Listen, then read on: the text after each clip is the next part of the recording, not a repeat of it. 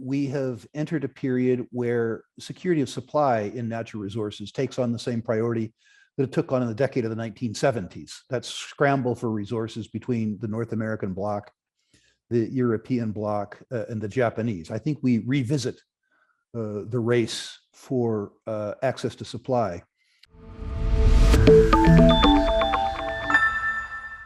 Hi folks, Wealthion founder Adam Taggart here. Suddenly, commodities are at the epicenter of the world's focus. They've now been weaponized in the recent international response to Russia's invasion of Ukraine. The US and his allies are enforcing embargoes against Russian exports, while Russia simultaneously tells the West it won't sell to them anymore anyways.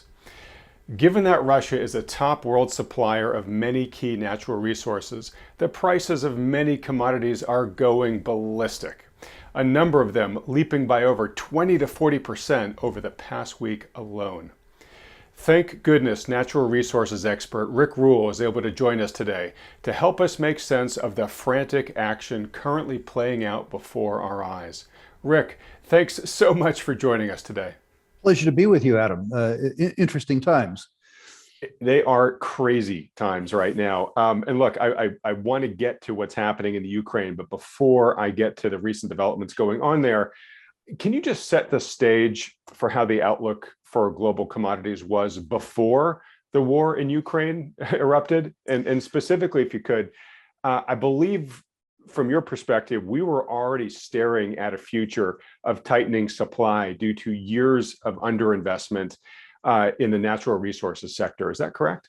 Yeah, Adam, you'll recall a prior conversation you had 8 or 9 months ago where I laid out a thesis that said that societies had underinvested in productive capacity around natural resources for at least 2 decades, probably 3. And that the consequence of that was that absent a global recession or depression, that within 5 years, we were going to arrive at shortages of various natural resource commodities.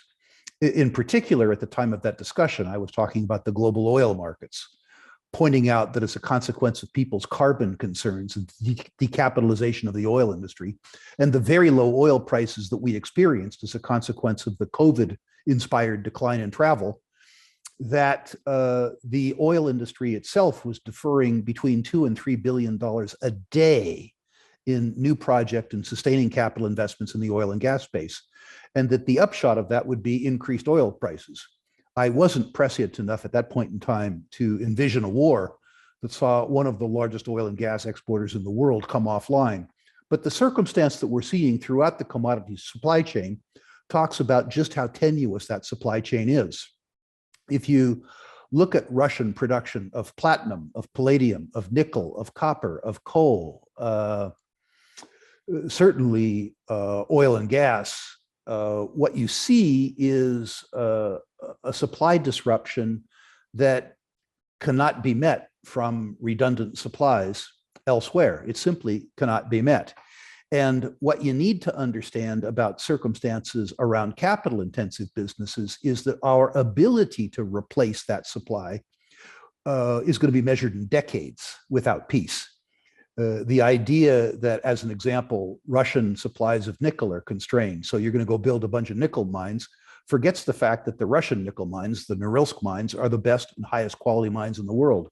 That to replace them, we would need to go find the nickel deposits, that we would need to permit the nickel deposits, which in the United States or Canada would be a 10 or 15-year challenge, finance the nickel deposits into production. In other words, we can't impact the supply side for 10 or 15 years. I'm one who believes eventually that saner heads will find their way out of this confrontation in Ukraine and Russia. At least I hope so. But I think the instructive part of this is it's shown just how tenuous the supply chain is. If you look on the demand side, Adam, as we talked about 9 months ago, absent a recession or depression, demand is guaranteed. There's 7.7 billion of us on Earth. World population is growing. And increasingly, people at the bottom half of the demographic pyramid in the world want to live the way that you and I live. We've been successful as a species over 30 years, lifting the poorest of the poor to the extent that they have more disposable income. And when they have more disposable income, they want a higher material standard of living, which means They want more oil. They want more copper. They want more coal. They want more steel. And we are probably in no moral position to deprive them of it. Think about 1.2 billion people on Earth who have no access to electricity. Think about 2 billion people on Earth who experience electricity poverty, meaning intermittent or unaffordable electricity. All of these people want electricity. All that means that there's going to be more demand for energy, all forms of energy.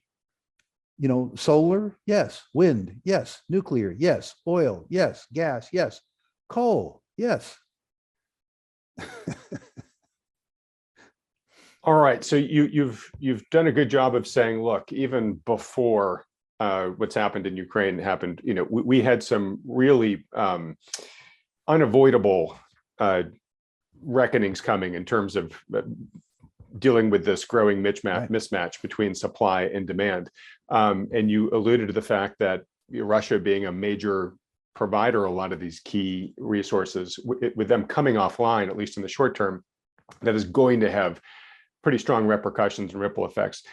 Given what we know right now, and there's a lot of uncertainty out there right now, but just to give some late breaking news here on the day that we're talking, President Biden did speak publicly and say that the U.S. and its allies were not going to be buying any Russian oil and gas for the foreseeable future.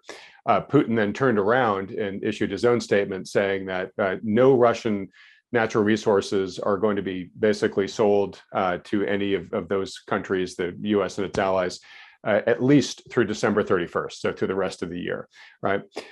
So how much does this exacerbate the already serious problem that we were facing? You know, is it a moderate disruption, or is this pretty massive? No, I think it's moderate. I think, you know, a few days ago when we kicked them out of the SWIFT system, we, in effect, anticipated this. The Russians aren't going to sell it to us if we can't pay them for it. Yeah. And so the fact that the Russians were cut off effectively from US dollar denominated banking actions around the world meant that Russia's ability to sell stuff to people and other people's ability to pay them for it was already constrained. This reminds me a bit of the president of Mexico saying that next year Mexico was going to shut off oil exports because they needed it for domestic consumption. It's because they haven't invested in their oil industry for 30 years and they don't have any oil to export. So what Biden said today and what Putin said today were very much political posturing. They were very much trying to gain political advantage from a circumstance that has been in place for a week. Okay. Sort of like you're saying, you know, the horse was already out of the barn on this one by shutting them off from SWIFT. The trade wasn't going to really happen anyways. Now, I guess I mean, we haven't faced all the consequences that we're going to face out of what happened a week ago. As an example, in the uranium market, the Russians are responsible, I think, for 15 to 18% of primary uranium production in the world and 40% of enrichment capacity. As an example. And although they aren't dominant in the world oil and gas business, they are certainly dominant in terms of providing natural gas to Europe, which after all is still in winter. So I'm not trying to minimize the impact of this. I'm only trying to say that the political action that Biden took and Putin took today were sort of irrelevant. Oh, okay, got it. Let me sort of restate my question again, just to make sure your moderate label still applies. Basically, the fact that Russia is closing the gold window, the wheat window, the uranium window, the nickel window, et cetera, and it's such a large supplier of those commodities to the rest of the world. How much of a factor is that in terms of exacerbating the supply shortages that you thought were going to be happening over the next 5 years? I think it's going to be massive. Okay, so we're back to massive. Okay. I really do think it's going to be massive. I think it's already been important, and I don't think that anybody really understands, despite people studying this circumstance for a long time. I don't think anybody really knows or understands what the ultimate repercussions are going to be. I need to say, Adam, over time, high prices are the cure for high prices. When oil prices stay high for a long time, people do an interesting thing. They conserve. And other people find a way to produce more. But until you have convinced people to conserve and until you've convinced other people to produce more, the dislocation, particularly in the European markets for oil and gas, are going to be interesting. They're going to be much more interesting in platinum and palladium markets, where the Russians are sort of 40% of supply. In nickel markets, the repercussions for this, provided that there isn't some way out, some political way out in the near term, are hard to calculate.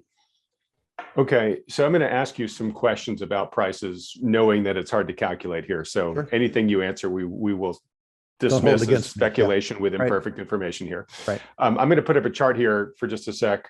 It came recently from John Walden, but it shows the price increases in a number of raw materials over the past week.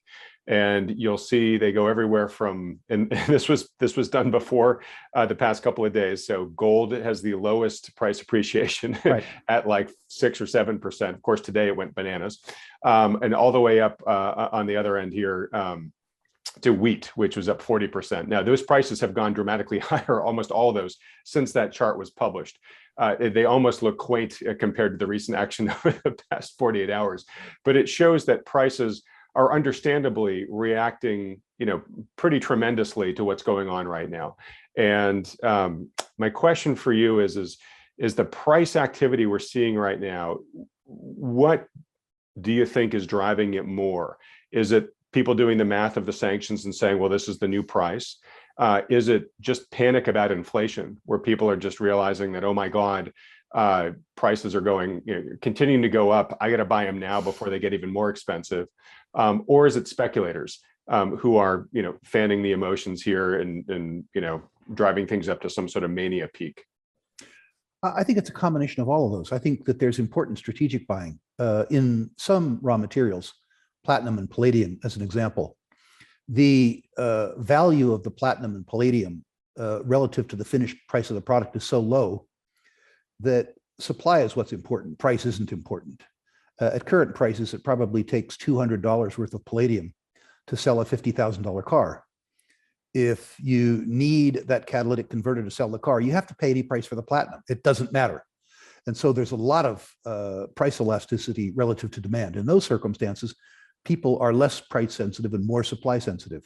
The same in the very near term with nickel, although it appears that there was a very big nickel short squeeze that took place. There was a tight physical market and there were financial interests that were short. And those people are having an almost religious experience with regards to their short squeeze. Sorry, Rick, but just to interject, I'm going to put up a chart here just to show people what you mean by that. Nickel just a month ago was trading sort of near its historic average of around $20,000 to $25,000 a ton. As of yesterday, when they stopped trading in it, it was over 100,000 a ton. So I mean, it went up 5 times really in just the span of a couple of days here. Yeah, you have some commodities where relative to utility, the commodity is fairly cheap. And where the price of the commodity is not very relevant in the price of the product which is sold. Where the price can go up and the price must go up, the price does go up. And we saw that in palladium. I think you say the same thing perhaps in uranium. The price of uranium might be 5% of the cost of delivering power from a nuclear power plant. So if, as a consequence over time of Russian shortfalls, the price of uranium had to go up, it could go up. Things like wheat and oil and gas become much more difficult because the market has to be much more price sensitive. The value of the commodity is much more directly related to the finished price of the product and utility. So I think that price action could moderate sooner. And there's an argument that goes that because the only readily fungible asset that Russia has is gold, because of the high cost of running a war, that there might be pressure on the gold price. While the Russians can't transact in US dollars, they might be able to transact in gold, which is fairly fungible, to buy what they need on those foreign markets, Japan, China, and India in particular, who will trade for them. So there is a school of thought, which you can't discount, which says that the supplies of gold on the market might increase. Let's say, as an example, that the Russians couldn't sell gold for US dollars, but the Chinese could sell their gold for US dollars and then replace it with Russian gold at a discount. A $30 or $40 an ounce arbitrage. I could see that being attractive from the Chinese viewpoint, and I could see the Russians not having a second choice. I'm not saying this is going to happen, but it's something worth considering. Yeah, and I know you're a natural resources expert. I don't know how much of a geopolitical expert you are. You can tell us that yourself. But China, India, I don't know about Japan either, but I'm pretty sure China and India are not signatories to this U.S. and its allies' embargoes of trade against Russia. And so, do you see Russia's, a lot of speculation right now that these sanctions are going to be pretty economic crippling to Russia, and they probably very likely are. But will Russia still be able to take many of those products and sell them to some of those other countries that we just talked about, in your estimation here? To a lesser degree. The renminbi is a much less liquid currency. The rupiah, from a global point of view, is an irrelevancy. So it's going to be very difficult for the Russians to affect broad-scale economic transactions, either for the stuff they need or what they need to sell to pay for the stuff they need, absent the SWIFT system and the US dollar. Yes, certainly, they will be able to sell to to China and India. The Japanese have indicated with regards to energy and raw materials that they need to be pragmatic and act in Japan's interest, which I think is a different way of saying, yes, we'll buy it. Yep. But the fact is, if you're cut out of the developed world effectively, if you're cut out of Europe and you're cut out of North America, you're in a world of hurt in this economy, particularly if the only thing that you do well is sell natural resources and what we've now learned are defective defense systems. Your ability as Russia to afford to wage the war begins to be an issue. Many of your listeners probably aren't well enough versed in history to remember a small war 20 years ago between Ethiopia and Eritrea. Those hostilities didn't end because the leaders suddenly found religion. They ended because neither Ethiopia nor Eritrea could afford their fuel bill. Literally, they ran out of gas. And I suspect that it will be increasingly difficult for Russia to afford operating the Russian economy and operating the war. And I hope that will lead to everybody finding a way to talk. Okay, finding a way back to the table and hopefully negotiating something that is, at least mutually acceptable to enough people that we can get as close back to normal as possible. So many questions raised by what you've just said there, but let me pull one from what I just said, which is there a way to get back to normal after this, or has the world sort of fundamentally changed by what's just gone on in the past couple of weeks? I'm hearing a lot of people say, we've basically just changed the way the world operates, no matter what happens next. This is going to redefine how we view normal. 6 months ago, most resource investors would have said that Russia was progressing nicely in terms of being an investment destination. And with regards to precedent and the rule of law in Russia around natural resource investment, will we return to that normalcy? Perhaps in a decade. I think, too, that we have entered a period where security of supply in natural resources takes on the same priority that it took on in the decade of the 1970s. That scramble for resources between the North American bloc, the European bloc, and the Japanese. I think we revisit the race for access to supply. The thing that we haven't looked at that I think we need to look at is how we pay for this new economy. We already have a circumstance where around the world we're funding our deficit on confidence. We're using quantitative easing, which if you and I did it would be called counterfeiting. We're borrowing from the unborn, and one wonders what size that credit line is. And we're relying on negative real interest rates. When the savers around the world understand that a debt instrument is, as Franz Pick said, a certificate of guaranteed confiscation, which is to say, when people decide that they can't afford to sacrifice their current purchasing power in return for less purchasing power later, the world reshapes. I would argue, that we've been in the period 1982 to 2022, the 40 most benign years of economic circumstance in human history. increasing world trade, increasing specialization, increasing benefit from technology, the demographic boom of the baby boomers, the input of women into the labor force, declining real interest rates, just a wonderful set of circumstances.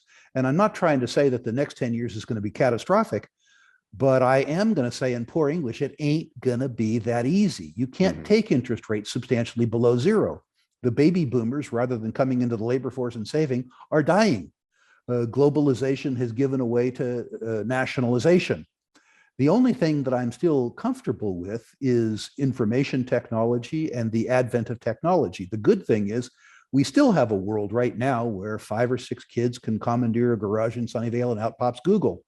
And the better news, if you want to look past the war, is that with distributed information and the increase in technology, increased living standards and education, that garage might be in Lagos, it might be in Jakarta, it might be in Sao Paulo. I mean, the really good news out there is that for millennia, individual initiative and tenacity has funded collective stupidity.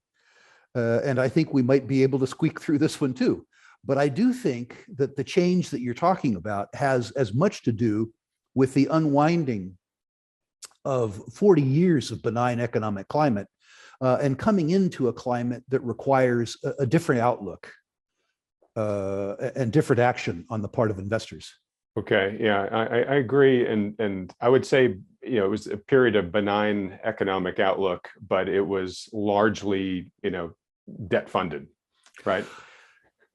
I agree with you. It was, negative real interest rates in particular and quantitative easing. We were able to consume the capital that we built up earlier in the last century. The only place that I would disagree with you is I think that the increase in living standards and the increase in productivity in the bottom half of mankind contributed more than we know. Deng Xiaoping saying to be rich is glorious unleashed, first of all, the increase in living standards across China, but also the Chinese economic might, which made the rest of our lives so much cheaper in terms of cheaper manufactured goods. And I think it's difficult to overstate the importance of the technologies that were developed in the last 40 years. And the one thing that gives me hope going forwards is that march in technology will mean that increases in output will require less capital inputs. Of course, war can destroy all that. Right. And hopefully that can help on the efficiency side of things. So sort of where I was going on this is, correct me if you feel differently, but I think a very important metric of the next era that we're in is going to be available resources per capita. And the capitas have been growing and the resources are not growing as much as you've already laid out for us here, right? And so we're going to have both nations competing more for controlling the supply of what remains. And then we also are going to have, or could have, and I'd love to get your thoughts on this. We have been elevating a lot of those people out of poverty. They've already had a bit of a taste of it, right? But if we, right now there's raging worldwide inflation, and what's happening in the Ukraine right now, and with these knock-on effect of these commodity prices exploding now. That's what created the Arab Spring, right? Is you basically had these regions of the world where all of a sudden the economic opportunity decreased and the cost of living dramatically increased. And these people had really no other option but to rise up against who was running the country because they couldn't feed their families anymore. They couldn't heat their homes. So do you worry about potentially heading back into elements like that too? I do. As you point out, I'm not a geopolitical analyst. I'm a credit analyst and a natural resource investor. So while I'm concerned about that, I have a couple comments. The first is that I don't think that resources, despite the fact they've increased in price, are expensive. I think they're still cheap. If you take the price of resources in real terms back to 1980, what you'll find is that resources don't cost more, the dollar buys less. Unfortunately, I think that trend continues. And I think that perhaps savers and investors and voters worldwide will misplace the blame and suggest that the blame lies on increasing commodity prices rather than placing the blame where it correctly lies, which is the legislature debasing the purchasing power of the medium of exchange. The monetary policy, exactly, yeah. Whether or not the world's voters become literate over the next 20 years is a bigger question that I'm capable of answering, but that gives me pause. Looking further, we went through this circumstance before in the decade of the 1970s. If you'll remember Jimmy Carter and Jeremy Rifkin and the Club of Rome and all those morons, they had the same Malthusian argument with resources, and they forgot that markets work. The cure for high prices, Adam, ultimately is high prices. We haven't seen high prices yet, but I think we will. And I think the market will correct. I don't think, as an example, that we have a shortage of $120 oil. I think we have a shortage of $60 oil. And I suspect at $200 oil, if that $200, depending on what the dollar is actually worth, if we had a real $200 oil period for a while, what you'd find is that there's more supplies than we think there are, and we would find a way to drive less. In other words, ultimately, this Malthusian Club of Rome argument is something that might cause us real concern 200 years from now, but I don't think it needs to cause us concern 20 years from now. I do think that we need to understand that food and fuel and energy will return to norm in terms of the wallet share that they enjoy with consumers around the world. Remember that the stuff is really, really, really cheap in historic terms, and it's going to become less cheap. Okay, I think that's great context for folks to have, particularly as we look out, across maybe the remaining span of our lives and our children's lives here. But let's look at the next year or two, and I want to bring back two words that you mentioned earlier, where you said you were talking about the how high prices could go, and you said barring recession or depression, right? So, how concerned are you in the near term that, with everything else that we had going on, right? We already had inflation from the monetary stimulus and the breakages in the world supply chains. We had the Fed at the ready to start hiking interest rates and whatnot. But now all of a sudden, input costs are shooting the moon, right? So potentially is the way in which these oil returns back down to $60 is because we have a serious recession that just dampens economic activity that much? Adam, I need to say that over the last 30 years, I have accurately predicted 17 of the last 3 economic declines. Okay. I have always been afraid of deficit spending. I've always been afraid of the increased politicization of the economy. And I have always underestimated the resiliency of humankind. For most of my life, we cured economic circumstances like the one that we're in today, a liquidity-driven economy, with a good old-fashioned recession. We reset living standards and we reset demand. It would seem that the big thinkers have decided that recessions are illegal, and the voters have decided that the cure for the economy is not more productivity, but rather higher taxes and more laws. We'll see if that continues to work. A different circumstance is that it would seem that since I've been cognizant, which has been maybe 50 years, that every 10 years or so, we've had a crisis in confidence and we've had a liquidity squeeze. 2008 comes to mind.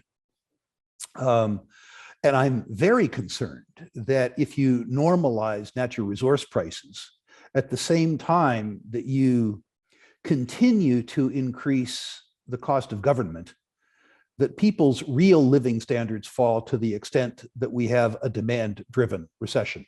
In other words, people run out of confidence and people run out of money. I hope that's not the case. I hope that we're globalized enough that the increase in education and the increase in productivity from younger workers in places like Nigeria and Indonesia float us old, fat, bald white people. And I hope that the ascent of humankind, that the ascent of the bottom half of humanity generates enough economic utility, like the rise of China did, that we get through this. But I have my doubts. All right. Is it safe to just say that you have concerns that a rocky patch lies ahead in the near term? Absolutely, with the caveat that I've been concerned about that for years, and I've been consistently wrong, and hope I'm wrong again. Okay. All right. Well, I want to get into sort of the investment side of this. We got a lot of people watching here who, are worried about where things might go and don't want to get destroyed by a major market correction. But I think in every crisis, they say there's opportunity. And we haven't talked yet, but my sense is that you may be looking at some areas here as saying, hey, this may actually do pretty well going forward, given the big macro events that are swirling. Let me ease into it through the energy door if I can, because I have a couple of questions earlier I didn't ask that are germane to something you're involved in. So on the energy side, those markets are just getting highly disrupted right now. We're slamming doors right and left on trade flows for oil and gas. As you mentioned earlier, Europe is extremely vulnerable right now to the decisions that are being made with Russia, because Russian oil apparently is 28% of EU imports for oil, and gas is 40% of EU imports for gas. So they are highly dependent on that right now. And as you talked about, you just can't find new supplies overnight in this space, right? So I guess let's start there.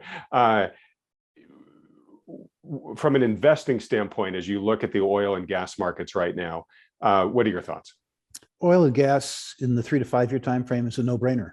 The oil companies are discounting probably $60 crude, and in the US, they're discounting probably $2.50 natural gas prices in a circumstance where the prices are $130 and $5.50 respectively.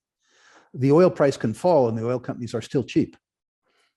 That doesn't mean that if we have a political resolution of the problem in the Ukraine, that the oil price can't fall, and that near term, the price of the oil stocks doesn't fall. I'm not talking about the direction of stock prices in the near term.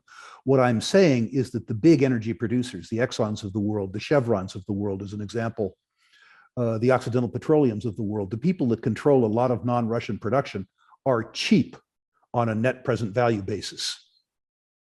And people should buy them. It doesn't mean that the share price 6 months from now will be higher or lower than it is today. It means that the companies are worth substantially more than they're selling for today, unless the oil price falls by half, which I think is unlikely. Okay. And just curious, sort of the service providers in that same space, are you sanguine on them too? I laugh because my track record with regards to service providers has not been as good as it has been around the oil and gas industry. I suspect that we're going to come back into a capital spending cycle in oil and gas. Right now, the higher oil and gas prices have not led to a dramatic increase in capacity expansions among the oil and gas business. Their cost of capital has risen as a consequence of the carbon furor worldwide.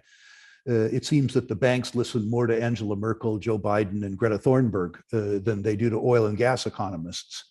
And if we come back into a spending cycle for oil and gas, one would expect the Schlumbergers and the Halliburtons to do very, very well. I'm not looking for a secondary leverage play. For me, I'll make enough money in Exxon and Chevron that I don't need to be smart enough to own Schlumberger. For people who are a bit smarter than me, and mercifully there's a lot of them, if demand for oil and gas leads to an increased spending cycle in oil and gas, if we decide that we need to replace Russian production, then the service company should do extraordinarily well. Okay, great. And I'm going to ask you to speculate here, but we've had that drought of investment in the oil and gas space for a long time. For a variety of reasons, but a big one being that a lot of the focus has been going into the green movement, right? Let's get to alternative energies. Let's fund those, and there's lots of reasons to want to do that. But do you see that being forced to pivot a bit, given what's going on right now, where the world is really finally waking up, and Germany is probably the best case study of this, that hey, like it or not, we are more dependent on this stuff than we thought, and we're going to need more of it. I hope the world's consumers say to the world's big thinkers, give your head a shake. Despite the fact that coal is unpopular, the fourth best performing commodity in 2021 was coal. The largest sales volume year on record for coal was 2021. The truth is that this transition to the carbon-free energy future may occur in 2050, 2060. But to get from here to there, we require carbon-based fuel. There's no way around it. I'm not advocating pumping more crap into the sky and pumping more crap into the water. What I am saying is that maintaining our current standard of living for 30 years requires fossil fuels. And that's before you lift the bottom half of humanity up to a standard that is Right. higher than abject poverty. Do we need more solar power? Yes. Do we need more wind power? Yes. Do we need more geothermal? Yes. Do we need more hydro? Yes. Yes to all of that. All of that. We don't need solar in Germany where the sun doesn't shine. We need solar in India. We don't need solar at night. We need batteries or oil and gas at night. We need to have a realistic, pragmatic view of the requirements of humankind relative to the ability of various energy sources to supply it. And right now, irrespective of the narrative, that's done, particularly with transportation, with carbon. Right. All right. So it sounds like you're saying, yes, if we want to have the economy continue to operate at the rate at which it has been from a status quo standpoint, we're going to need to have some sort of pivot where funds come back into this space to allow us to continue to do that. And again, folks, not trying to make a judgment call one way or the other. We're just trying to talk practicalities here. Right. So the one fuel source you didn't mention there was nuclear. And I'd love to get your thoughts on that, because I'm assuming that maybe this is what's going on right now, is all of a sudden making policymakers reconsider nuclear a bit. In fact, they were before the outbreak of hostilities in Ukraine, where I'd read relatively recently that they were trying to get it classified as a green fuel to basically help address some of the shortcomings countries like Germany were suddenly finding themselves in. Give us your general thoughts on nuclear, and then let's use that as a segue to talk about your upcoming conference on uranium, because that's just coming up in a couple of weeks, right? Yes, nuclear is what I'm the most bullish about in the near term. First of all, uranium worldwide sells for less than the cost of production. I think there's going to be lots of demand for oil, but oil at 130 is selling for twice the median average cost of production. Uranium right now is selling for $50 a pound, and the International Energy Agency suggests it costs $60 a pound to make it. So the world, fully looted, is producing 60 million pounds of uranium and losing $10 a pound a year doing it. Rather boring.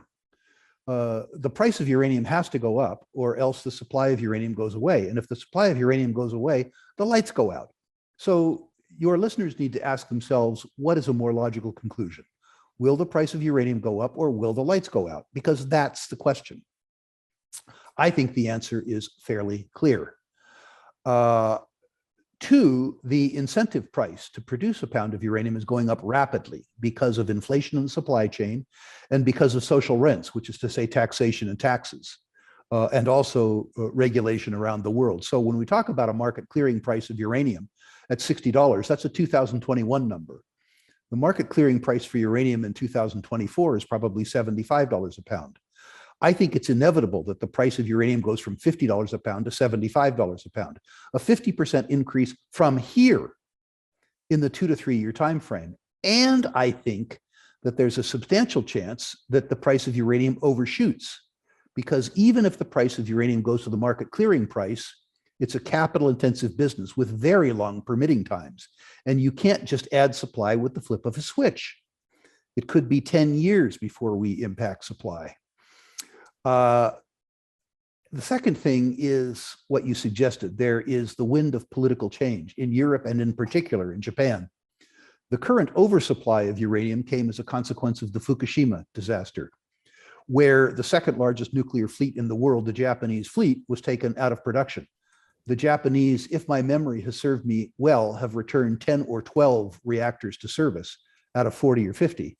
But importantly, they're permitting another 18 for calendar 2022. If that happens, it will increase demand for uranium worldwide by about 10 million pounds. This demand will occur in a world where demand has already increased to pre-Fukushima levels as a consequence of nuclear plant construction, particularly in China. Then there is the increasing reality around the world that nuclear is a requirement for carbon-free baseload power, and also a renewed understanding in both Europe and Japan of the strategic benefits of uranium.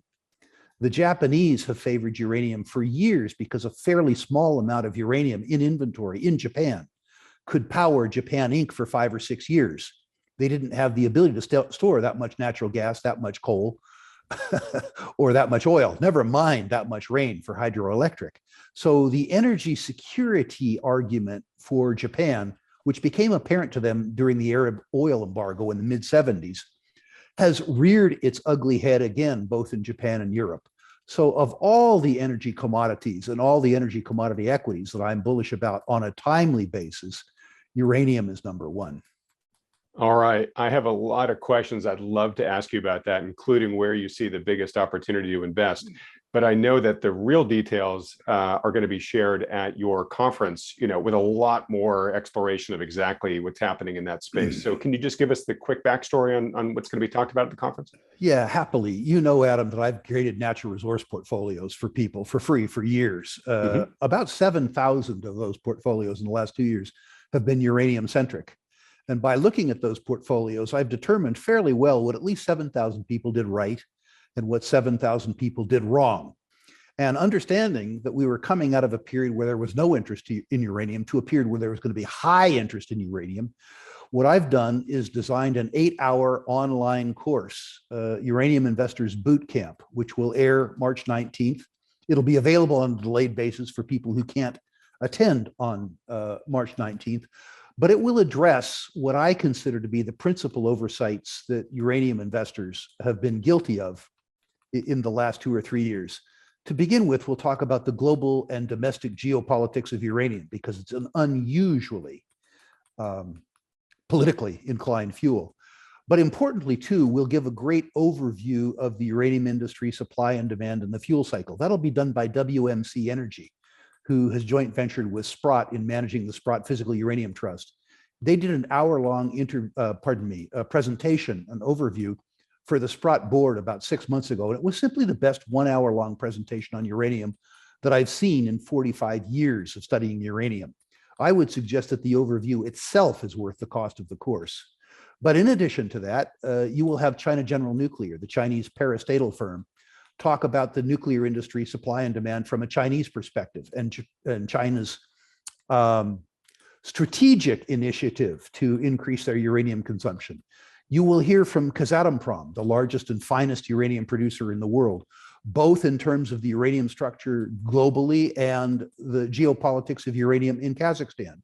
Importantly, you will hear from Cameco, the most important North American producer and the largest capped uranium company in the world. You will hear too from uranium analysts, both buy side and sell side, but importantly, people who have 20 or 30 years experience in the uranium business. A lot of information that's being distributed about uranium online now is being displayed by very smart pundits, but people who 5 years ago couldn't spell uranium. And the faculty that will talk at our course are people who experienced the last uranium bear market and the last uranium bull market. The course costs $99 and the financial risk is mine. If you pay me the $99 and you attend the course and you think you didn't get your $99 worth, no questions asked. Send me an email. I'll send you back your money. Just come prepared to work. We barely could constrain the material that we had to teach in 8 hours. You will be able to listen to it over several days if you don't have 8 hours available on March 19th. This is not information that'll be stale dated April 30th. All right. Well, I think people have been furiously taking notes about this. That sounds wonderful. And what more can you ask? It is a money back guarantee if you don't like it. But I highly suspect, Rick, you're not going to get any takers on that, knowing the quality of the work that you do. So for folks that are interested in learning more about this conference and potentially registering for it, go to wealthion.com/virtual uranium. It's the virtual uranium boot camp. That's right. Why we have that name there. All right. Well, Rick, look, I got more questions that I'm going to have the ability to go through in the time we have left. So we're going to kind of do rapid fire here, if that's okay with you. Great. I want to get to a few other commodities we didn't talk about yet, but before I do, there are a number of people a few weeks ago who saw, at the outbreak of what happened in Ukraine, saw a number of world-class Russian commodity producers, number of which you've mentioned on programs with me in the past that you thought were, had some of the best deposits in the world, watch their stock prices get cut in half and then cut in half again and cut in half again. And I think several people, thinking that, well, maybe this might be a short-lived conflict that might get to resolution quickly. And I've certainly seen reports about people who bought in, only to have the Western exchanges basically take those shares off the exchanges. I know nobody knows what's going on right now, but I'm sure there are folks watching that have the question of, did I just lose all my money, or is there potential that these stocks might get provided that things simmer down, that is there potential that these stocks could be relisted and eventually go back to their former levels? The probability is that the big thinkers of the world find a way out of the box that they fought themselves into. And the consequence of that is that the world would return to some form of normalcy. I personally have relatively large holdings in the Russian stocks, not large enough that if I lost all the money I had invested in them, that it would change my decision as to what to have for breakfast. But it would certainly be aggravating. To the extent that the Russian shares relist, depending on their price, I'm wrestling myself with the moral question about how much support that I want to provide the Russian economy, given not that the United States isn't guilty of extraterritorial enforcement of our own political will, but there is a moral question that one must ask oneself about the efficacy of Russian investments. The economic discussion is a very different circumstance. Those companies were priced at half the price of their global peers before the invasion. So right, several, I think, in PEs of like 2 or 4. Companies that were 50% undervalued in commodity prices that had to go higher have now been through a 75 or 80% off sale. It's difficult unless you are a account holder in either Amsterdam or in Switzerland to take advantage of that. The Russians are out of the SWIFT system, and so you can't pay for those stocks, and the Russians can't pay you dividends. They have been delisted in London. It may be that they're ultimately nationalized. I can't say what's going to happen. I can say that, as an example, if you look at what I regard as the big six, Lukoil, Gazprom, Polymetal, Polyrus, what am I missing? Nickel company. Nornickel. Each of these companies, in a normalized circumstance, from their prices 5 days ago, could be 10 baggers over 10 years without dividends. I'm not saying that they're going to be. What I'm saying is that these are the cheapest natural resource stocks on the planet by a country mile. They're cheap precisely because of the risk. The Russians could nationalize them. They could never relist. You could be stuck with a semi-private company trading on the Moscow Stock Exchange. Not my idea of a good time. I've been there before, by the way. But another thing could happen. We could have some return to normalcy. Sanity could prevail. I realize that's a difficult concept if you're talking about politicians, but sanity could prevail. And if that happened, you have a circumstance where you receive extraordinary dividends in stocks that generate penny stock returns.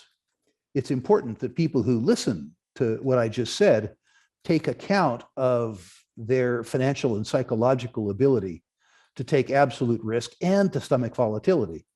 If you take advantage of this, I'm almost certain that over the next 3 or 4 months, watching television news will not be good for your sanity. That implies that it is on a normal basis, which I think we both maybe argue against. Well, thanks for answering that. I had a number of people submit that question over social media, so I appreciate you answering it. And just to sort of recap it, to make sure I got it right, you've said, look, first and foremost, you got to decide sort of your personal ethics about whether you want to be in them or not. But it sounds like you're saying, as far as we know, they're not dead yet, they're just frozen. And if things were to resolve, there's a chance that they might come back on, on the exchanges at some point. And if that were to happen, they were super cheap when they got frozen. They will probably, do fairly well over the next 10 years if the country risk doesn't come back to bite everybody again. So, correct. All right. So real quickly, we talked about oil, we talked about uranium. lots of other commodities out there. Are there any particular ones right now, given what's going on right now, that you think look like either particularly good prospects or particularly bad prospects? I think the high quality precious metals producers are cheap. I think the gold price goes up much higher, not because of geopolitical risk, but rather because of paying for geopolitical risk. I think geopolitical risk gives the big thinkers of the world the ability to continue with debt and deficits. I think it gives them the ability to continue counterfeiting. I think it argues for a continuation of negative real interest rates, which means I think that the gold price goes higher. And I think that the gold companies on a net present value basis are already cheap relative to the gold price. So the high quality producers, the guys that are generating large free cash flows that have 10 or 12 years of reserves and resources, that are polite enough to pay decent dividends while you wait, are anomalously cheap, particularly given the outlook that I see for gold as a consequence of government action. Okay, and so when you talk about these big, well-run companies, I assume it's sort of the same list that you gave when you appeared on this program almost a year ago. Yeah, I remember all of them, but I mean, I can be much more generous now. At that point in time, I didn't see the big thinkers of the world having the excuse to continue to counterfeit, having the excuse to steal from savers on behalf of spenders through negative real interest rates. Now I see the continuation of the idiocy of the status quo for a long time.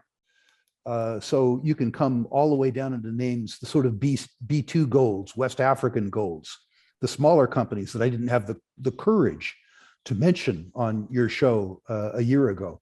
Certainly looking at the Barricks of the world, the Franco-Nevadas of the world, the Wheaton Preciouses of the world, the highest and best quality gold producers of the world makes sense. But now you can look at the Endeavor Minings of the world, companies that are generating enormous free cash margins, so enormous that they are faced with how do they return capital to shareholders? Do they increase the dividends or do they buy back stock? These are very high quality questions for investors.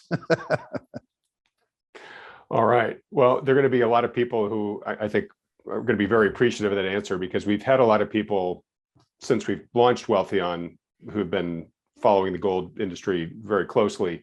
And we're talking on a day where gold hit an intraday record high. It's come back a little bit off the heights. I think it closed around 2050 or so. But it sounds like you're saying you think that there's good probability that it could still go a fair amount higher from here.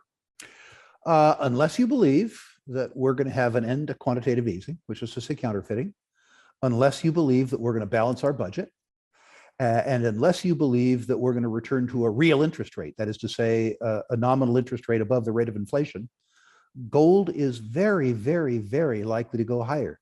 Think of yourself, Adam, not now as a financial commentator. Think of yourself as the manager of one of the largest pension funds in the world. You've lived through 40 years of benign economic climate, and your responsibility is to provide for the economic well-being of your pensioners 20 years from now. You've been taught that 40% of your portfolio has to be in bonds, both for the current yield and also for the security of principal. And now you wake up understanding that 40% of your portfolio guarantees that you won't be able to meet your sworn obligation. Right. It's a mathematically guaranteed negative return. What can you do? What will you do? I'm not suggesting that they're going to sell all of their bonds. I'm suggesting that there's going to be disintermediation out of bonds among the biggest institutional investors in the world because of negative real interest rates and because of inflation. And I'm suggesting that some of that disintermediation will go to gold. I'm suggesting too that gold as an asset class is tiny. 0.5% of the savings and investment assets of Americans are denominated in precious metals or precious metals related assets. The 30-year mean is 1.5%. If the disintermediation, the forced disintermediation of the biggest institutional investors in the world out of the debt asset class into other asset classes occurs, it makes sense to me that some of that money will go into an asset class that has a proven history to fight inflation. And the consequence of that is that demand for precious metals and precious metals related assets will at least return to 3-decade mean, which will lead to a tripling in demand for precious metals and precious metals related securities. I don't think that's asking too much. Okay, and so when you say a tripling in demand, does that more or less imply a tripling in price over the next I have couple years? I have no ability to how to correlate the two. I've never seen a 5-year tripling in demand. I will tell you this, Adam. I know you're trying to get a number that makes a good headline, and I'm out No, of that's these. okay.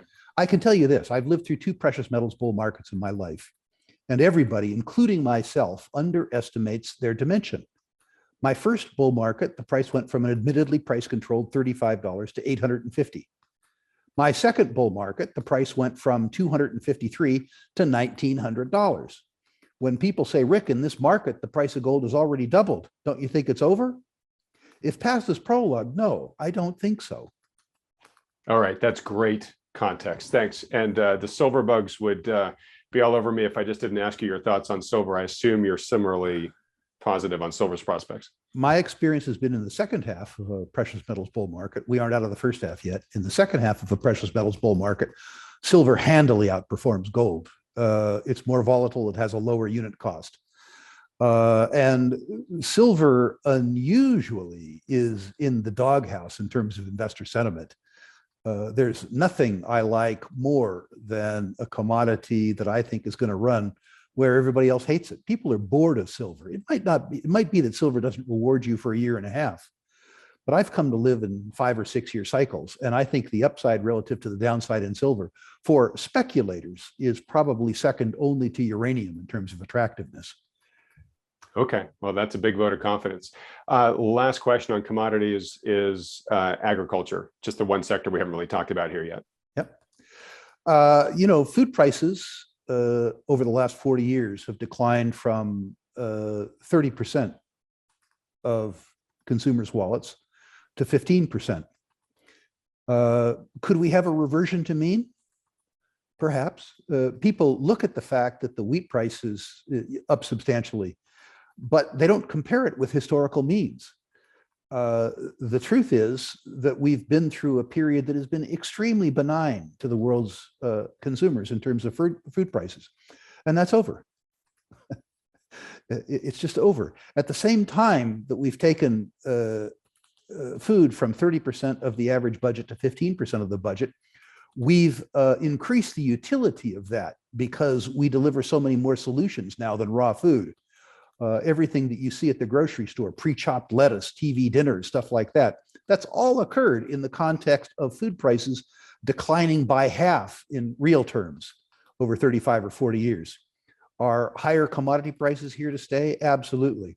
Realize too that when we talk about 1.2 billion people on Earth, pardon me, who have no access to electricity, we have 1 billion people on Earth who experience food insecurity.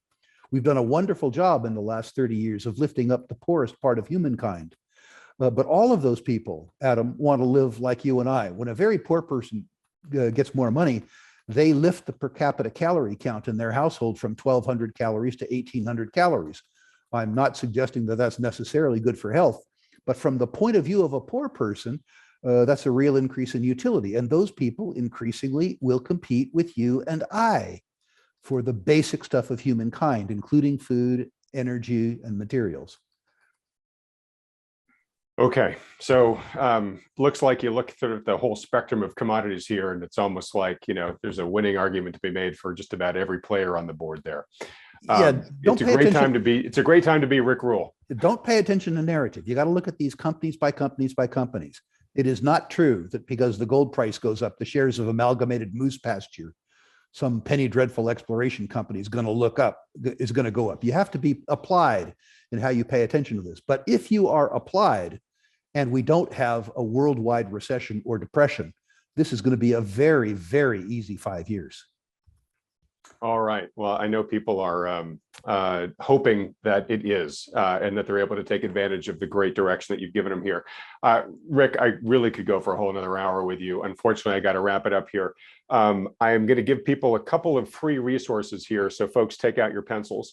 The first is I've gotten a lot of questions about where can people buy precious metals. As Rick said, interest in them is really coming back online, and given the outlook, as Rick just said, a lot of people are waking up to the fact that if you're concerned about inflation, if you're worried about quantitative easing, if you're worried about all the things that we just talked about here, it's pretty hard not to come to the conclusion that every portfolio probably needs some precious metals in it. So if you're looking for two good places to either buy precious metals and have them shipped to you directly, so you hold them in your hot little hands, go to wealthion.com/gold silver, and we'll redirect you to our partners there. And if you're looking to own bullion but have it stored remotely for you in a secure Brinks vault in the location of your choice, either in the US or internationally, go to wealthion.com/HAA, and we'll direct you to the Hard Assets Alliance. Those are companies I've worked with for years and years. And full disclosure, they're investors. I share some investors with Wealthion in those companies, which means I know the people involved very personally. Secondly, if you want to get assistance in perhaps making any investments in these producer companies, either the specific ones that Rick mentions or other ones that you're finding through your research, if you're not an experienced investor in investing in these yourself, highly recommend that you invest in them under the tutelage of a professional financial advisor who has a lot of experience in the space, can look at your own personal portfolio and give personalized recommendations to you of how much makes sense to put into them, because they are volatile. They are, fairly speculative in many cases, and also perhaps maybe put hedges in your portfolio just to protect some of the downside. If you don't have a good advisor to work with on that, just talk to the ones that Wealthion endorses. You can talk to them just by filling out the quick form at wealthion.com. And most importantly, if you want to attend Rick Rule's virtual uranium bootcamp coming up on March 19th, go to wealthion.com/virtual uranium, and we'll direct you there in terms of learning more about the conference and how to register for it. Rick, thanks so much for joining me. Everybody, if you'd like to see Rick on this program again, please give him a great big thanks by hitting the like button and then clicking on the subscribe button below if you can. Rick, can't thank you enough for your time. Thank you so much for joining us and giving us so much of your expertise on this very, very fluid and frenetic week. Adam, as a final note, any Wealthion shareholder who cares what I think about their portfolio can find out directly. Go to ruleinvestmentmedia.com, enter your natural resource portfolio. I echo what you say, Adam, about getting professional assistance if you're not prepared to devote full time to this. I will, I'm not a broker, so I won't manage your account, but I will rate your natural resource portfolio 1 to 10, 1 being best, 10 being worst, and I'll comment on individual issues where I think my comments might have value. In addition, if you're looking to borrow money against your physical precious metals holdings, I'm celebrating retirement by starting a new chartered bank, which will do precisely that. If you care about that, on the question and answer session of the rankings thing, add bank. Finally, if you care about private placements, because I'm not a broker anymore, I can give you notification for free about private placements that I participate in. I'm not soliciting you because I'm not a broker. I don't get paid. But if you're an accredited investor and you want to know what I'm doing with my own money for free, in the question section of the rankings database, enter the word placement. So rankings, if you care about the bank, write bank. By the way, it's an organization, yet it doesn't exist yet. If you care about placements, write placements. Thank you so much, Adam. Ladies and gentlemen, if you'd like me to be back, I hope to be back. So tell Adam that you want me back. Bye. All right, Rick, thanks so much. Thanks for watching, everyone. Thank you.